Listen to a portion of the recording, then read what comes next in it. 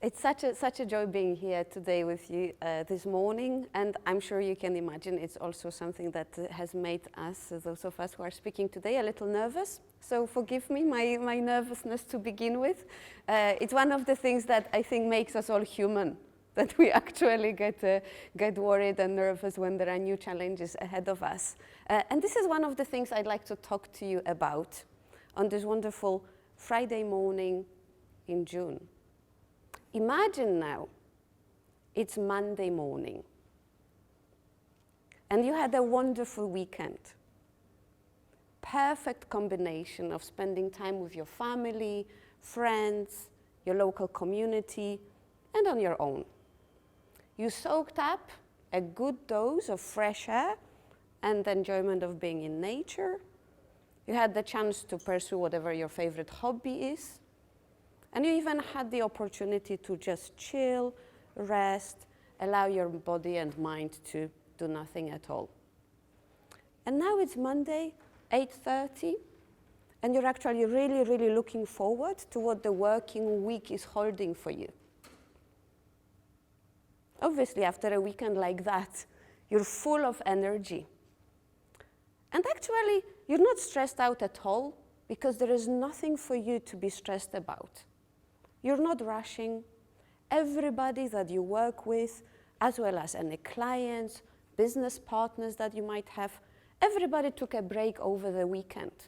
So there are no surprises in your inbox. There are no sudden, unexpected decisions to be made, matters to be attending to. Moreover, before you switched off your computer for the weekend, you actually made a plan of the things you will be attending to this week and the things you want to accomplish. So there is nothing there that is taking you off balance on this Monday morning.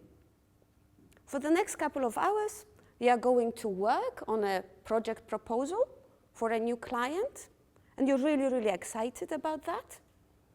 So you're just going to focus and do that. Now, your first meeting is at 10:30.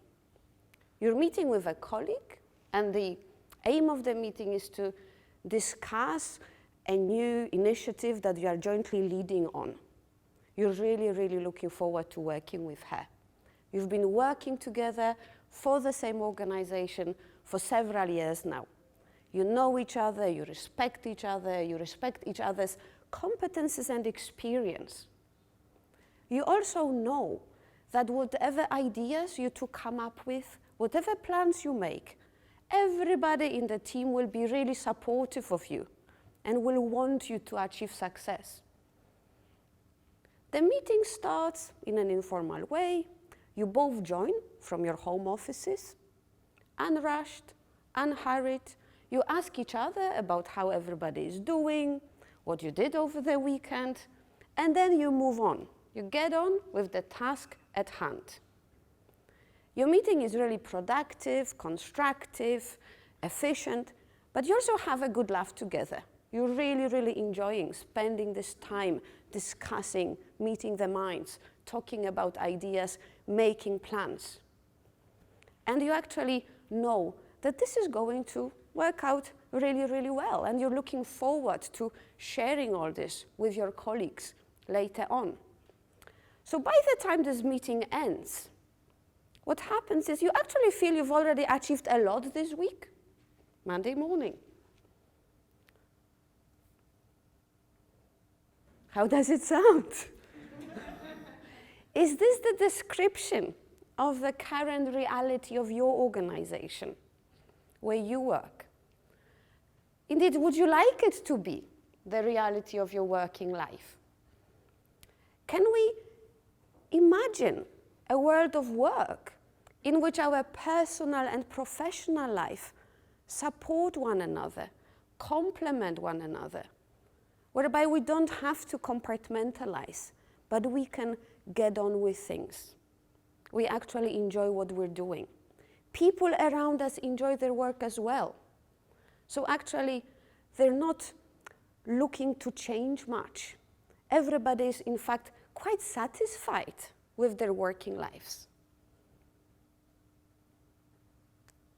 I can imagine that for most of us, Perhaps all of us in this room, this sounds like a fantasy. I can see your faces. Some are smiling, some are puzzled. Now, the COVID pandemic has obviously meant that these kinds of things that I've just spoken about are not really the reality of our working lives. In fact, following the pandemic, many were worried about what the world of work was going to look like. And we know it doesn't look the way I just described in this fantasy. Again, the question is, would we like it to be like that? There is that worry and there is that unease. There is that sense of uncertainty about the future of the world of work.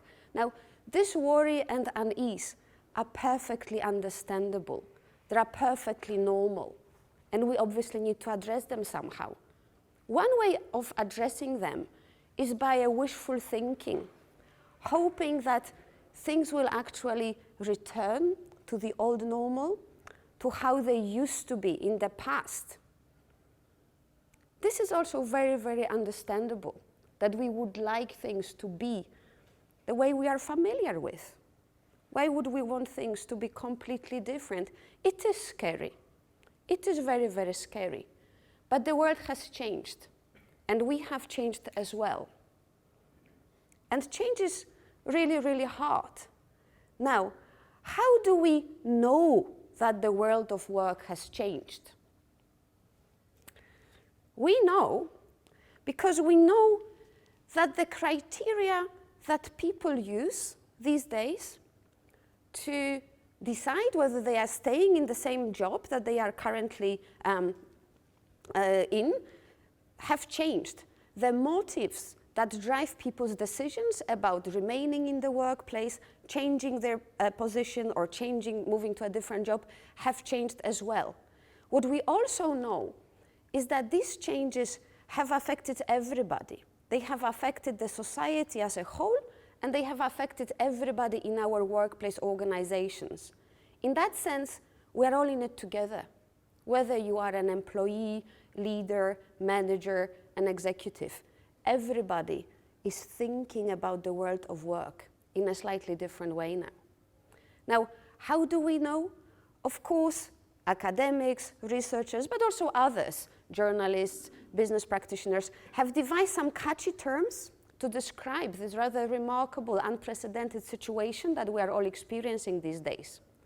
So let me share with you the three major ones, which I find to be very, very telling, very revealing.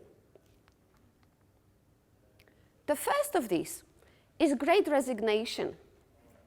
The term Great Resignation was first coined by Anthony Klotz, an associate professor in management at University College London, in May 2021. Klotz predicted an exodus of workers from their jobs following both burnout and exhaustion, as well as the sense of freedom that people experience when working from home during lockdowns. Now, actually, we have some data suggesting that the Great Resignation has really been happening. As you can see here, in the UK, between July and September 2021, more than 400 workers have left their jobs. More than 400,000 workers, apologies. By the end of the year, there were 1.3 million jobs on the market in the UK. That was a record high of vacancies. The following year, in the second quarter, between April and June 2022, there were 442,000 job resignations in the UK. And again, at the end of that year, there were nearly 1.2 million vacancies on the job market. Now, that was slightly less than at the end of 2021, but still, it was a 44% increase compared to pre-pandemic level. Okay? Now we're in 2023, and the trend continues. Some call it Great Resignation 2.0, the kind of terms we use. Now, The second one I'd like to share with you, which I'm sure you've heard about as well, is turnover tsunami, a turnover tsunami. Now, if you again look at the data, statistics will suggest that at the moment, the level of turnover in the UK, staff turnover, is at a 20-year record high. So 40% of UK working adults, according to one survey, have either started or been looking for a new job in the past year. In fact, 1 in 3 people say that they are seeking to change their job in the next 12 months. Whatever we think, these are really, really very, very telling statistics. Now, what we know as well is when people are asked, why are you wishing to change your jobs? Why do you want to be part of this turnover tsunami? Interestingly, more people say, and that's notwithstanding the cost of living crisis, which of course is changing things as well, that they want to move to a new job because the current job is too stressful, and they want to move somewhere which is less stressful. People also want to move to a new job because they say flexible working conditions are really, really important to them these days. That's very telling as well. Now, the third term I'd like to share with you, again, I'm sure many of you have heard before, is quiet quitting. Quiet quitting, I like that at all. Don't know about you, but I really like the idea of quiet quitting. What is quiet quitting all about? It's about a situation where a person doesn't formally resign from their job, so they're not part of a tsunami. However, they only do the minimum they are expected to do at work, just the minimum. They have no desire to go the extra mile, to spend more time working than absolutely necessary. Quiet quitting. Now, what you often see actually when you read press reports where people mention quiet quitting is that it's negatively associated with burnout, exhaustion, disengagement, people mentally switching off from work. These are the kinds of things we hear. Now, what I'd like to highlight to you is that the idea of quiet quitting and its prevalence indeed show that people, all of us, are searching for something else in our professional and personal lives than just a job, just a salary. We are looking for meaning. Now, these 3 terms, quiet quitting, turnover tsunami, great resignation, they are actual phenomena that organizations have to deal with. And I'm sure many of you here in the room who are in charge of recruiting new people know how difficult it is to actually deal with those things in practice. It isn't easy to recruit staff. It isn't easy to retain staff. It isn't easy to motivate people. Why? First, perhaps they want something else. Second, and that's really, really important and we don't hear about it very often, is that leaders and managers themselves are really, really struggling to remain committed, engaged, motivated in their job. How do you motivate others if you're struggling with your own motivation and if you yourself are part of that desire to change your job in the coming few months? So this can be really, really hard. And indeed, it is really hard for organizations. And that's why we can say, for some, this idea of returning to the old normal might be appealing. But what I'd like to tell you is that those 3 phenomena, as well as other things that you observe, and I'm sure that some of it is of this resonates with you. Now, what I'd like to say is that all of this presents us with a wonderful, fantastic opportunity to reset the world of work. Because these phenomena highlight that we don't want to return to the old normal. And that's wonderful, because what was considered normal was not healthy, was not sustainable, was not efficient. That was our old normal. Now, these phenomena show us that people actually want to prioritize other things in life. We all want to prioritize what makes us human. We want to prioritize our values. We want to prioritize the sort of things that are really of existential importance to us. Again, I believe this is a sign that we have that momentum. We have that great opportunity to change the world of work for the better, indeed, to change the world of work in the direction in which we would like the society to go, to be part of a workplace and a society that we want to be part of, one that is healthier, one that is happier, one that is more conducive to people's flourishing. So let's not think about returning to the old normal. Let's think about the kind of vision that we could possibly fulfill by reflecting on those phenomena that I discussed and shared with you. So I do have a vision of a world of work in which people, to begin with, actually want to be part of the workplace. People want to be engaged. People like their colleagues. People like their work. People are not thinking about changing all the time. This is a world of work in which the fact that we don't want to prioritize our careers all the time is a good thing. It's actually a really, really good thing. It's a world of work, as part of that vision, in which we are not stressed out, in which we are engaged but unhurried. We are not constantly learning a new role, a new job, moving on from one thing to another. That's not what we're doing. We're actually enjoying work. We are satisfied with work. We actually know our colleagues as well. They know us. We don't feel that we have to compartmentalize our lives. We are full. We are complete with everything that we actually want to bring to the workplace.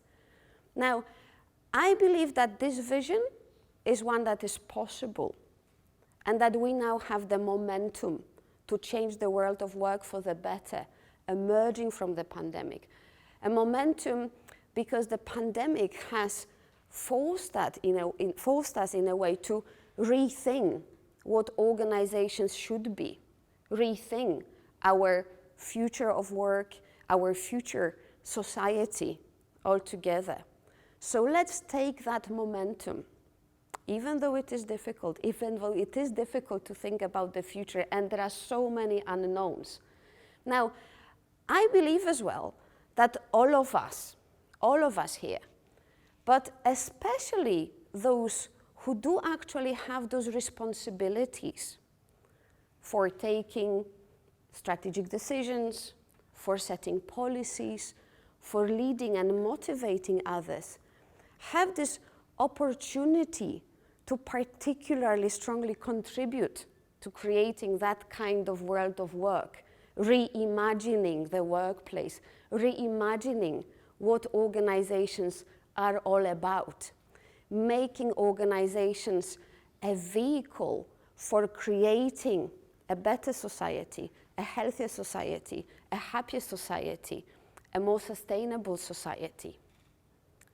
And if we all try hard, then that kind of Monday morning that I described to you at the beginning of this talk will come to us sooner than we think, and this fantasy will actually become our reality. Thank you.